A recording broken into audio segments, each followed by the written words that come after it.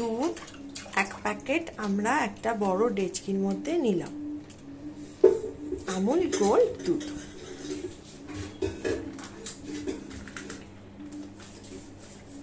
এক প্যাকেটে আমাদের কুলোবে না, তো সুতরাং আমরা আরও 1 প্যাকেট আমুল গোল্ড দুধ এর মধ্যে অ্যাড করে দিচ্ছি। এখন আপনারা সবাই ভাবছেন হঠাৎ করে 2 প্যাকেট দুধ একটা বড় ডেচকিতে ঢালার ব্যবস্থা কেন করা হলো। সেটার কারণ হচ্ছে আজকে আমরা সবার অতি পরিচিত দুধ চা কি করে বানায় সেটা দেখব। মানে সকলেই আপনারা বানান, আমরাও বানাই বা আমিও বানাই, তো সেটাই এখন আমরা করছি এবং সেটা স্টেপ বাই স্টেপ আপনাদের সাথে আমি শেয়ার করছি। প্যাকেট আমরা আমুল গোল্ড দুধ ঢেলে দিলাম, তাহলে টোটাল হলো 3 প্যাকেট আমুল গোল্ড দুধ।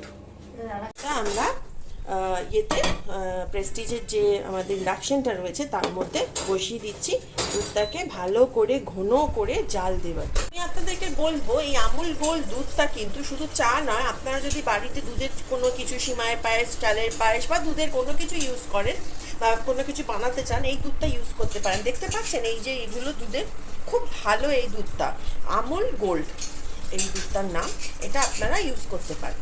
মধ্যে থেতো করা আদা আমরা দিয়ে দিলাম, তাহলে কি হবে দুধের মধ্যে আদার সেন্টটা ভালো করে ডাইলুট হয়ে যাবে।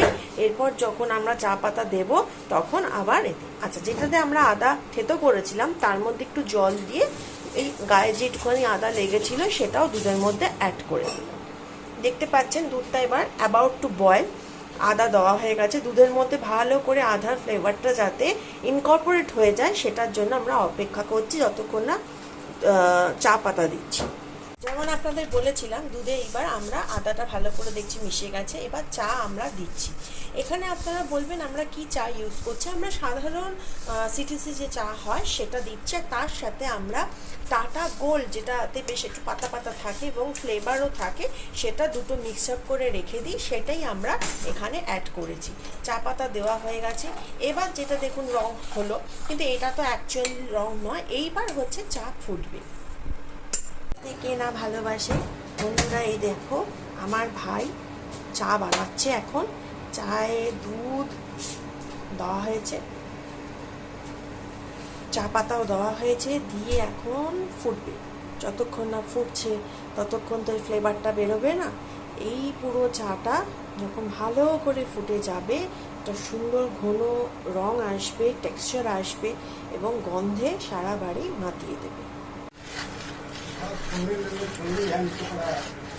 এই যে চাটা এবার ঘাটা হচ্ছে, এবার দেখুন রংটা আগের থেকে অনেকটা চেঞ্জ হয়েছে, গাঢ় রং আসছে, ফুট ধরবে, হালকা হালকা ফ্লেভার আসছে, যেটা আপনারা তো পাচ্ছেন না, আমি পাচ্ছি।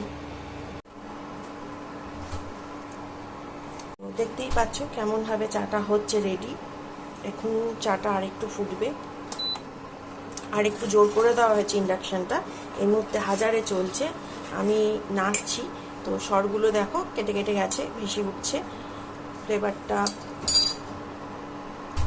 তোমরা পাচ্ছ নিশ্চয়ই, তোমাদেরও চায়ের খিদে হচ্ছে, চা খাওয়ার জন্য তোমরা সবাই রেডি হও।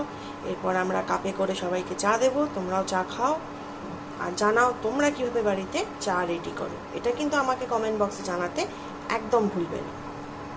চা ঢালা হচ্ছে,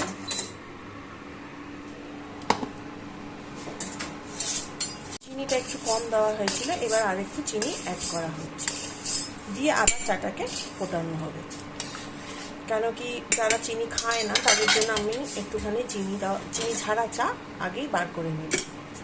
সত্যি যদি বলো আমি নিজে কিন্তু দুধ চা একদম খাই না, কিন্তু এই দুধ চায়ের যে ঘ্রাণটা খুব সুন্দর, এবং যখন এই সুন্দরভাবে প্রপার ফুটে যায় তো তখন বোঝা যায় যে চাটা রেডি হয়ে গেছে।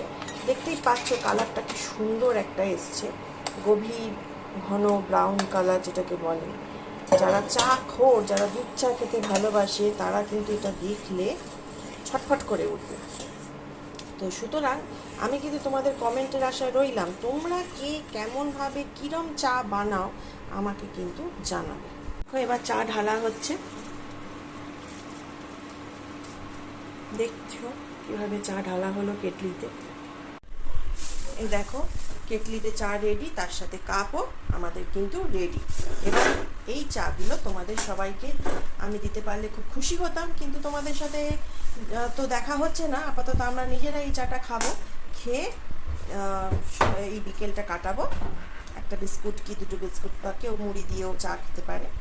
তো ততক্ষণ চায়ের আমরা স্বাদ গ্রহণ করি, আনন্দ করি চা নিয়ে। বাঙালির চা বলে কথা। তোমরাও বিকেলে চা খাওয়া স্টার্ট করে দিয়েছো নিশ্চয়ই। চা খেতে খেতে হয়তো ভিডিওটা দেখছো। তাহলে টাটা, বাই বাই।